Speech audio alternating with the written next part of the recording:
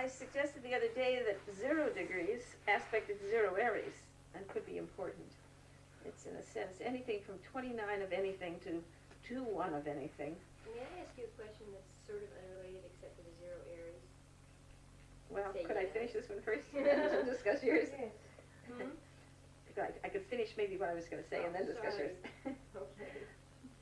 I suggested that if you have anything from 29 degrees of any sign to 1 degree of any sign, it is within a 1 degree orb of 0 Aries. And therefore, it's important, a little more emphasized. I don't use the word critical. I dislike those words that imply negative. But it just does mean a little more important, and it, in a sense it kind of ties you to the universe. 0 Aries is like a universal PowerPoint for the world. Puts a whole new light on it. Thanks. And so it may mean, if you have a lot of things around 29 and 0, it may mean that your life is going to be a little more emphatic, a little more important in some way, touch the world in some way. But in the end, everything depends on what we do with it. The 29th degree sometimes seems to be a little more emphasis because it's like you're finishing that up and you really should pay attention to make sure you're doing it right. Like you're reaching the end of that, whatever it is. So put a little extra attention on it. Make sure you got it right. Now, what was your question, Kelly? Well, I'm not sure what to make of it, and it's just interesting to me, very interesting. My youngest son has 0 Aries rising, and 0 Cancer, 0 Libra, and 0 Capricorn, which seems rather unusual. If you have 0 Aries or 0 Libra rising, you will always have 0 cardinal on all the angles. This does not occur with Cancer or Capricorn rising, but at the equinoctial points, 0 Aries and 0 Libra, you get the equal house system. Everything evens out and is equal. And all of your auxiliary ascendants are conjunct at that point. Right. Ascendant, anti-vertex, east point are all 0 Aries or 0 Libra. Then they start spreading out and some go faster. But yeah, that is a fact of the way the mathematics works. But it is also an indication of a life that could be important when you're aspecting 0 Aries. What's the symbol next to the progressed ascendant 5 Scorpio? That's actually the quotidian ascendant, and I'm going to discuss that slightly. Okay. Q for quotidian. Don't ask me how to spell it. I can never remember if it has 2 D's or 1. I think it has only 1.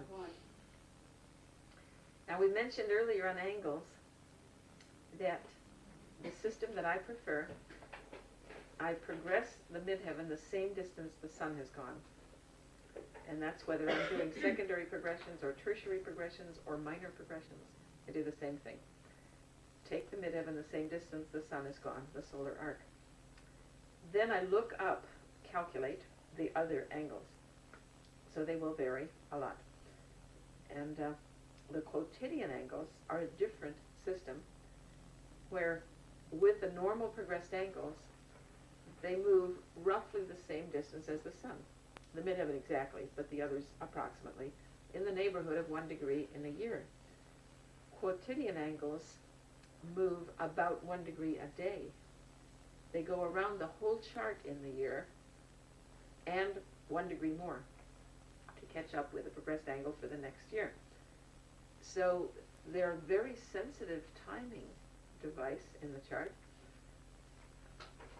because they move rapidly. As I said, normally in a progressed chart, the moon is going to move faster than anything else.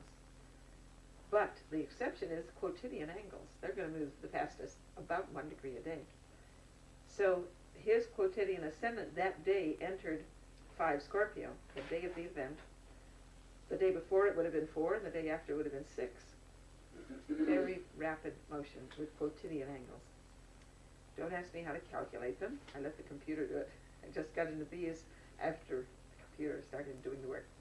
So I had never learned to do them by hand.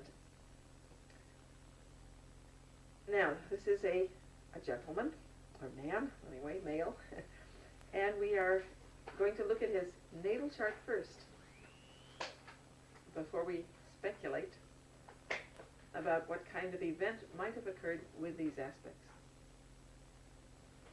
There were, in fact, more than one event around this period for which the progress chart is set. So, since I know who it is, I want you all to discuss the chart. So what do we see in terms of basic character potential? What kind of emphasis, what kind of themes?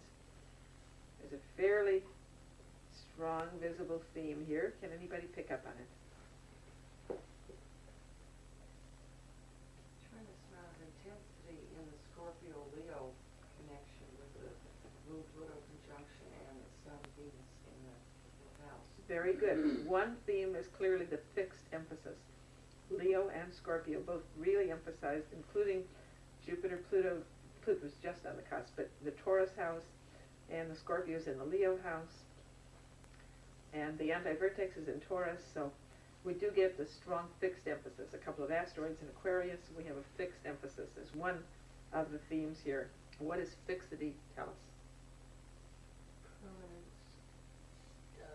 hanging in there. Hanging in there, persistence, determination, tenacity, and what else? Ability to complete something and start, and difficulty in making adjustments to change.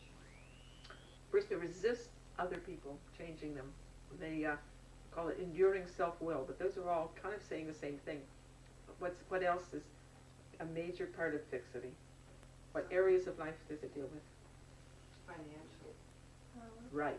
Money, possessions, appetite, sensuality, pleasures, power. These are all connected to the fix. Making money, investing it, return on investments, enjoying the physical world. These are all part of fixity. The ability to enjoy it on our terms with Taurus, the ability to share it with someone else with Scorpio, the ability to do something very creative, to get applause with Leo, which may be loving and being loved, or maybe on stage and performing. So these are all part of the fixed picture, okay? So that's one major theme in the chart. Now, what's the other quality that's really emphasized? The air. Quality, that's an element. Mutability on the angles. Mutables, right. Lots of mutables. Mutable houses. Look, all the mutable houses are active. The nodes are in mutable signs in mutable houses. A bunch of Gemini, a little bit in Virgo, a little bit in Sagittarius, but asteroids in the node in the Sagittarius house. Node in Ceres and Pisces. So next to the fixed emphasis, we have a mutable emphasis. And that's harder to characterize. When you get cardinal and mutable emphasis, you can say these people are just going to change all the time, very little stability. When you get cardinal and fixed emphasis, you can say this is going to be a power struggle with the world. These people really do get into power struggles. But it can be constructive, it can be games, sports, business, fighting for causes, but still power struggle. Fixed and mutable is harder to characterize. There's a lot of flexibility, and they live in the head with the mutables, but there's also a lot of tenacious determination to hang in there and keep going with the fixed. They're head people, and yet they're sensual people with the fixed. Wouldn't they also try to be perfect at everything?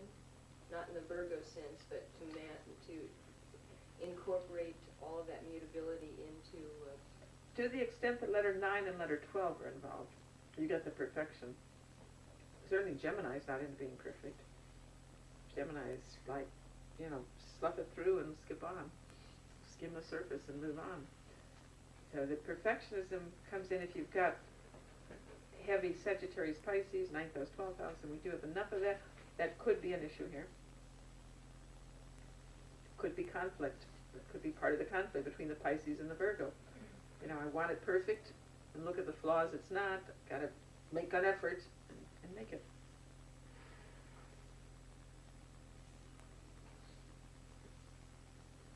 Okay, with that much of a thumbnail feeling initially, what could we pick out in the chart that might be challenges, that might be lessons, might be a growth area? What kind of profession might he choose? Would he be likely to marry and have a family? Would he want this as part of his life? What kind of person might we have here? What are some of the things he would be likely to be attracted to?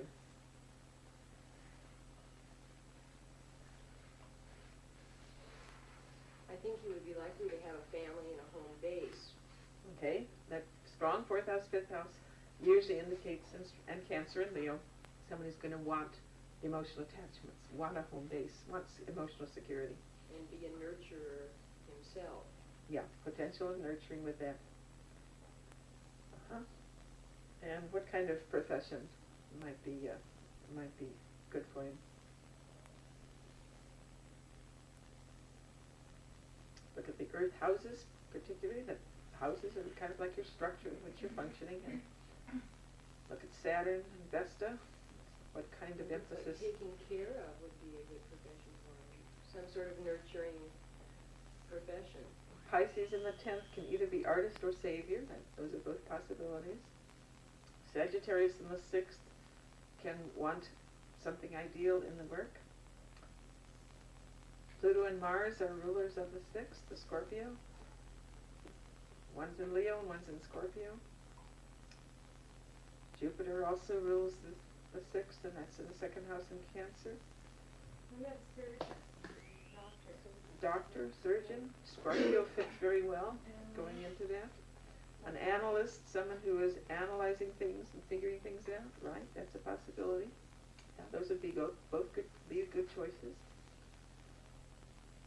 And Saturn is in the 12th house in Gemini. Vesta's in the 9th house in Aquarius, so they're both in mental signs and mental houses.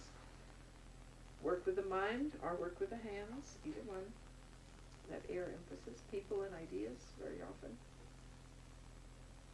Vesta's right on Pallas. Saturn's right on Uranus, more widely on Uranus. The east point's in the middle there. So people and ideas, again, suggested. Is that it?